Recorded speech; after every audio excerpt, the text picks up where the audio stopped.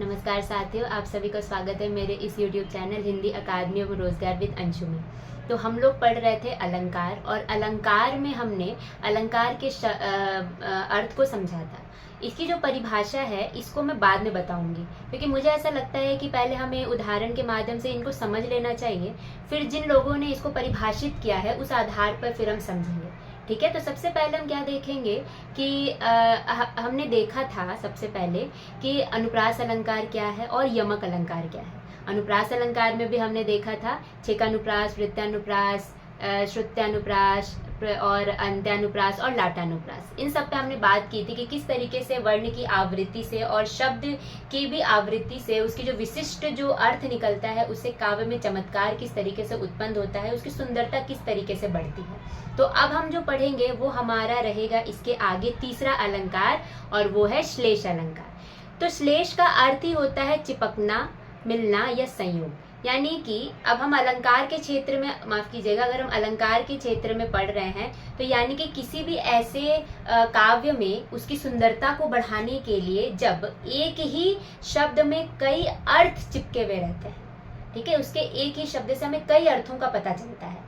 जैसे देखिए यहाँ पे मैंने इस वेन डायग्राम के माध्यम से बताने की आपको कोशिश की है। तो सबसे पहले तो हम ये दोहा देखते हैं, क्या लिखा है, रहीमन पानी राखिए, बिन पानी सब सून, पानी गए न उबरे, मोती मानुस चून। तो पानी का तीन अर्थ होता है, ठीक है। क्या अर्थ होता है? एक होता है सम्मान, एक होता है चमक और एक होता है जल। ठीक है, तो इस तरीके से हम श्लेष अलंकार को समझते हैं कि जहां पर एक ही शब्द में कई अर्थ चिपके होते हैं और कई अर्थ होते हैं। चलिए आगे देखिए, एक और एग्जाम्पल लेते हैं। एक तो हमने एग्जाम्पल देख लिया, अब दूसरा देखते हैं। क्या है, चिरजीवो जोरी जुरे, क्यों न स्नेह गंभीर, को घटिया वृषभानुजा व हल्दर के वीर। यानी कि ये जो वृषभानुजा है और ये हल्दर है, इसके आधार पर हम देखेंगे श्लेष अलंकार को। तो वृषभानुजा का जो है वो दो अर्थ निकलता है। एक तो वृषभानु जा, यानी कि वृषभानु की पुत्री कौन है, राधा रानी, राधा। और वृषभ की अनुजा, यानी कि बैल की बहन कौन है, गाय। तो देखिए दो, यहाँ पर क्या है, वृषभानु जा, इनको तोड़ दिया हमने, वृषभानुजा को खंड खंड करके हमने अर्थ निकाला है। और हल्दर का क्या किया हमने, हल्दर एक किसको कहते हैं, बलराम को कहते हैं, और एक किसको कहते हैं, हल को धारण करने वाला, यानी कि हम बैल को कहते हैं।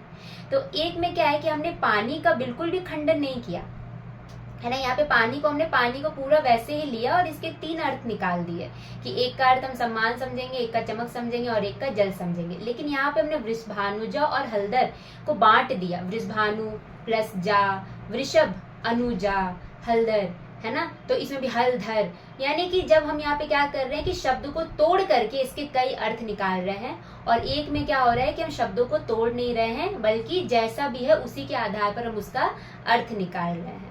ठीक है, तो हम एक चीज है, यमक और श्लेष में अंतर क्या है कि यमक में क्या है कि जब भी हम शब्द का प्रयोग कर रहे हैं तो उसमें जितनी बार प्रयोग कर रहे हैं उतनी बार अलग अलग अर्थ निकल रहा है और शब्द बार बार आएंगे अलग अलग। लेकिन यहाँ पर हम क्या देख रहे हैं, नहीं, एक बार ही शब्द आएगा और उसी में कई अर्थ निकल कर आ जाएंगे, क्योंकि हमने पढ़ा ये श्लेष का मतलब क्या है, चिपकना, मिलना, उसी में होना, एक से अधिक होना उसमें। ठीक है, अब देखिए श्लेष अलंकार के भी दो भेद होते हैं। कौन से होते हैं? एक होता है अभंग श्लेष, एक होता है सभंग श्लेष। इसके जो नाम है ना, इसी से याद रखेंगे। अभंग यानी कि जिसको हम तोड़ नहीं रहे हैं, उसको हम भंग नहीं कर रहे हैं, जहाँ हम शब्दों को तोड़ मड़ोड़ कर नहीं निकाल रहे हैं। तो अभंग श्लेष अलंकार अगर हम कहेंगे तो यानी कि श्लेष अलंकार का मतलब हम जानते हैं कि जिसका मतलब होता है चिपकना या मिलना।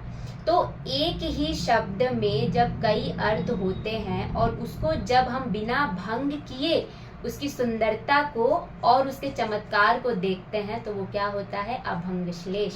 सभंग यानी कि भंग करना होगा हमें जहाँ पर, ठीक है, यानी कि हम उसके शब्दों को तोड़ेंगे मड़ोड़ेंगे और तब जाके कई अर्थ निकालेंगे। तो ऐसा अलंकार जिसमें कई अर्थ होते हैं, उस शब्द में कई अर्थ होते हैं और उसे हमें भंग करके उसकी सुंदरता को देखना पड़ता है, हम देखते हैं।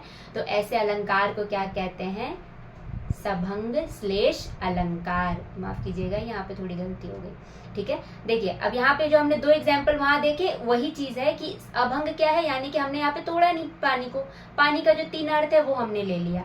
लेकिन सभंग में हमने क्या किया, नहीं, हमने यहाँ पे तोड़ा है। हमने कहा यहाँ पे कि वृषभानु, यहाँ पे एक जगह कहा हमने वृषभानु जा, एक जगह कहा हमने वृषभ अनुजा, हलदर, हलदर में हलधर, हलदर, है ना। तो ये क्या है, हमने यहाँ पे अर्थ को निकालने के लिए, अर्थ के चमत्कार को और प्रभावी बनाने के लिए उसके कई अर्थ को तोड़ा मरोड़ा है, उसके अर्थ को तोड़ा मरोड़ा है और फिर जाके कई अर्थ निकाले हैं हमने। तो चलिए इसकी परिभाषा देखते हैं। अभंग श्लेष क्या है? अभंग श्लेष जहां अपनी सरलता और अर्थ गांभीर्य के लिए प्रसिद्ध है। क्या है? सरलता ही तो है, हम यहाँ पे कुछ भी छेड़छाड़ नहीं कर रहे हैं यहाँ पे शब्द के साथ। यह अलंकार भाषा की सरलता और शब्दों के चयन की कुशलता को दर्शाता है। इसमें कवि को अर्थ निकालने के लिए शब्द संरचना के साथ साथ कोई छेड़छाड़ नहीं करनी पड़ती, जिससे काव्य में सहजता बनी रहती है। कोई छेड़छाड़ नहीं कर रहे। लेकिन सबंग में हम क्या कर रहे हैं? सबंग में अपनी जटिलता और वैचित्रता के लिए जाना जाता है। सही बात है, जटिलता है, वैचित्र ही है कि हम उसको, उसमें अलग कितने अर्थ निकल सकते हैं, हम उसको अलग अलग तरीके से उसको देख रहे हैं, तो जटिल हो ही गया ये कहीं ना कहीं। तो सबंग श्लेष में पाठक की बुद्धि की परीक्षा ली जाती है। हाँ, क्योंकि एक जगह अगर कई अर्थ है तो आप उसको निकालो अपने तरीके से कि क्या क्या क्या हो सकता है, क्या कवि कहना चाहता है। यहाँ पर आपको अपनी बुद्धि का प्रयोग करना है, आपको यहाँ पर परीक्षा ली जाती है आपकी बुद्धि की, क्योंकि सही अर्थ पाने के लिए शब्द को तोड़ना आवश्यक होता है। इसमें शब्द का विच्छेद करने पर ही चमत्कार और अर्थ की गहराई प्रकट होती है, जो पाठक को सोचने पर मजबूर कर देती है। यानी कि यहाँ पे तो सहजता से सबंग, अभंग में तो हमें कोई मेहनत नहीं करनी पड़ रही, लेकिन सबंग में हमें क्या करनी पड़ रही है? मेहनत करनी पड़ रही है, हमें अर्थ को निकालना पड़ रहा है, हमें अर्थ की गहराई को समझना पड़ रहा है। शब्द में जितने अर्थ निकालेंगे उन अर्थों के आधार पर हम कविता का उतना विश्लेषण करेंगे। तो इसीलिए सबंग श्लेष क्या है? हमारी बुद्धि की परीक्षा ली जाती है, हमारी जो हमारे अंदर किसी भी अर्थ को समझने की कितनी क्षमता है, हम कितने अर्थ को समझ सकते हैं, उसकी परीक्षा ली जाती है। तो हिंदी साहित्य दोनों से ही मिलकर समृद्ध होता है, ठीक है। यानी कि सबंग और अभंग जो है वो हमारी बौद्धिक क्षमता का कहीं ना कहीं एक परीक्षण करता है, उसे जांचता है, उसे परखता है। तो याद रहेगा, श्लेष यानी कि चिपकना होता है, और एक ही शब्द में जब कई अर्थ चिपके होते हैं तो या तो दो तरीके से होता है, या तो शब्द चिपके हुए हैं, हमें उसमें ज्यादा छेड़छाड़ नहीं करनी पड़ रही है, हम डायरेक्ट अर्थ निकाल रहे हैं, और या तो फिर हम शब्दों को तोड़ मरोड़ रहे हैं, उसको अलग अलग तरीके से बांट रहे हैं और उससे फिर अलग अलग अर्थ निकाल करके काव्य का विश्लेषण कर रहे हैं, काव्य की गहराई को समझ रहे हैं, कविता को समझ रहे हैं, उसके अर्थ की गहराई को समझ रहे हैं। वो क्या हो जाता है? अभंग श्लेष और सबंग श्लेष। इस तरीके से हमें याद रखना है। फिर आता है वक्रोक्ति अलंकार। देखिए, वक्र का मतलब ये होता है टेढ़ा, ठीक है। व उक्ति, ये अगर इसको हम बांटेंगे वक्रोक्ति को, तो वक्र का मतलब होता है टेढ़ा, और उक्ति का यानी कि कथन, यानी कि टेढ़ा कथन। कई बार ऐसा होता है कि हम किसी व्यक्ति को बहुत अच्छे से बोल रहे हैं, वो सुनता ही नहीं है, फिर हम उसे बोलते हैं ना, तुम्हें समझ में नहीं आ रहा है, तुम तो बहुत ही ज्यादा समझदार हो गए हो, तुम्हें तो हमारी बात समझ में, तुम हमारी बात क्यों समझोगे, तुम्हें तुम तो बहुत ही समझदार हो। यानी कि हम समझ जाते हैं कि वो हमें व्यंग कर रहा है, हमें टेढ़ी उक्ति दे रहा है, वो हमें टेढ़ी तरीके से बोल रहा है, ठीक है। तो वही चीज है। अब देखिए एक एग्जाम्पल देखते हैं यहाँ पे। कौन द्वार पर, हरि में राधे, क्या वानर का काम यहाँ, ठीक है। अब यहाँ पे क्या है कि राधा भीतर से पूछती है कि बाहर तुम कौन हो, तो कृष्ण उत्तर क्या देते हैं? राधे, मैं हरि हूँ। अब राधा क्या करती है? इस हरि का अर्थ कृष्ण से नहीं लगाती, बल्कि वो वानर से लगाती है। फिर वो कहती है, वानर का इस नगर में क्या काम है।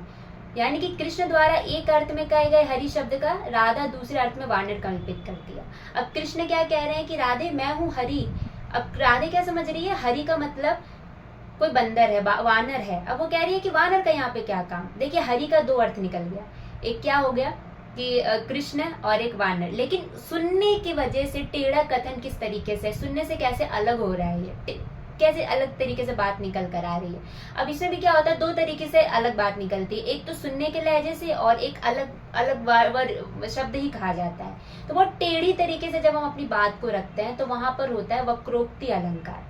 अब देखिए इसमें दो इसके भेद होते हैं। कौन कौन सा होता है, पहले हम भेद देखेंगे, फिर हम इसके परिभाषा को देखेंगे। क्या है? काकू वक्रोक्ति और श्लेष वक्रोक्ति। काकू यानी कि बोलने के आधार पर, ठीक है, कहने के लहजे पर, कंठ से जब हमें अलग अर्थ समझ में आता है, और श्लेष यानी कि चिपकना, अलग अलग अर्थ ही है वक्रोक्ति में। क्या है? देखिए, आए हो मधुमास के प्रियतम पह नाही, आए हो मधुमास के प्रियतम रह नाही। यानी कि कोई विरहनी कहती है कि वसंत आने पर भी प्रियतम नहीं आएंगे, तो सखी उन्हीं शब्दों का काकू से दूसरा अर्थ कल्पित क्या करती है? वसंत आने पर भी क्या प्रियतम नहीं आएंगे, अर्थात अवश्य आएंगे। यानी जैसे मैंने कहा ना, तुम तो बहुत ही समझदार हो, तो मतलब यानी कि कहने का अर्थ है कि तुम तो मूर्ख हो, है ना। बिल्कुल वैसे ही यहाँ पर भी काकू का यही अर्थ निकल रहा है कि उसको लग रहा है अच्छा क्या कह रहे हैं, प्रियतम नहीं आएंगे, अच्छा मतलब प्रियतम अवश्य ही आएंगे। ठीक है, अब श्लेष में क्या है, कई अर्थ चिपके हुए हैं इसमें, हमने श्लेष का मतलब समझा ही। तो क्या है, एक कबूतर देख हाथ में पूछा, कहा अपर है, उसने कहा अपर कैसे, वह तो उड़ गया, सपर है। यानी कि क्या है इसका अर्थ, जहांगीर ने नूरजहां के हाथ में एक कबूतर देखा और देखकर पूछा कि अपर यानी कि दूसरा कबूतर कहाँ है। देखो एक अपर का अर्थ क्या बोल रहे हैं यहाँ पे कि दूसरा कबूतर कहाँ है। अब इस पर नूरजहां ने चालाकी से जवाब दिया, मतलब जानबूझकर दूसरा अर्थ निकाल के क्या कह रही है, अपर बिना पंख का, पंखहीन कैसे, नहीं वो तो सपर है पंख के साथ, वो तो उड़ गया।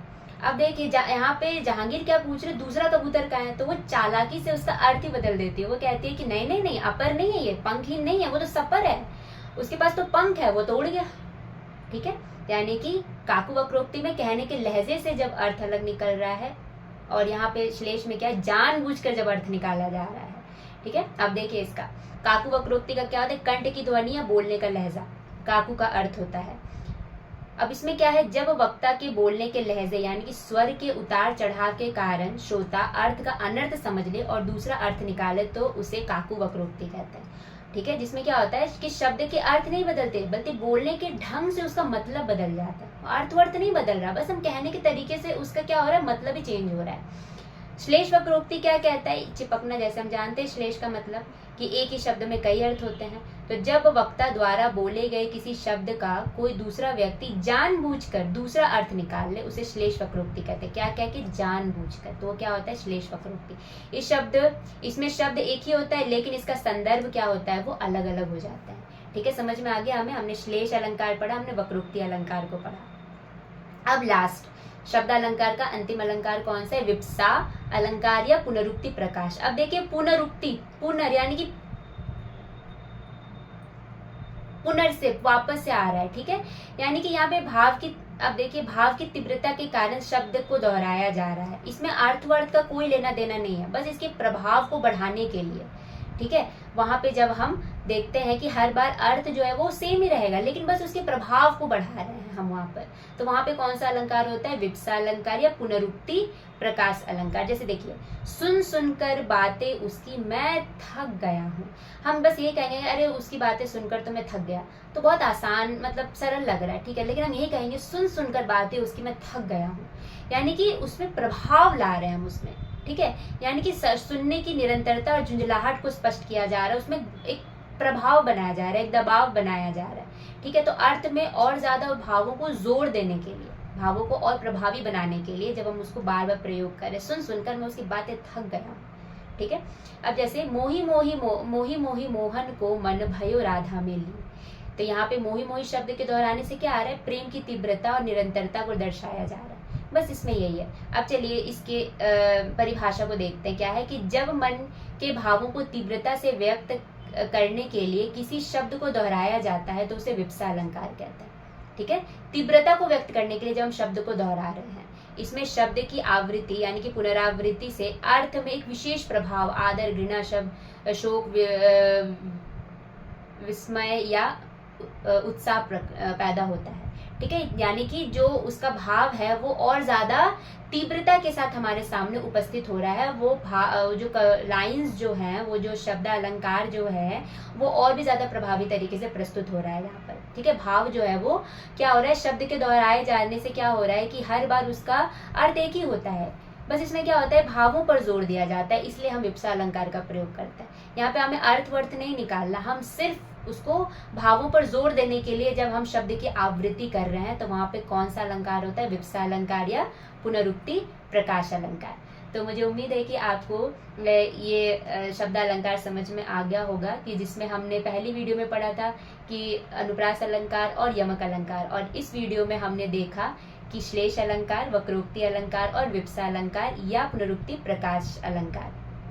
तो उम्मीद है कि आपको समझ में आ गया होगा कि ये जो शब्द अलंकार है किस तरीके से अपने वर्ण और शब्द के वर्ण या तो शब्द का जो विशिष्ट अर्थ है उसके आधार पर काव्य की शोभा को बढ़ाता है, अपने शब्द के माध्यम से काव्य की सुंदरता को और ज़्यादा बढ़ाता है, उसकी खूबसूरती को और ज़्यादा हमारे सामने प्रस्तुत करता है और अच्छे तरीके से।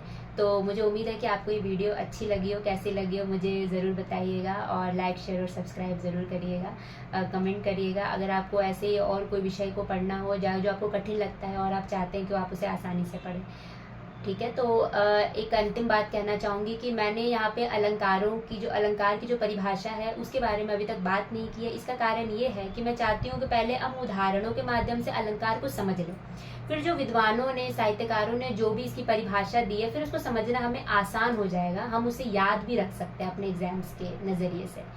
तो शब्दालंकार यहीं पे ख़त्म होता है। आगे मैं आपसे मिलूंगी अर्थ अलंकार के साथ। तो मिलती हूँ अगली क्लास में। धन्यवाद।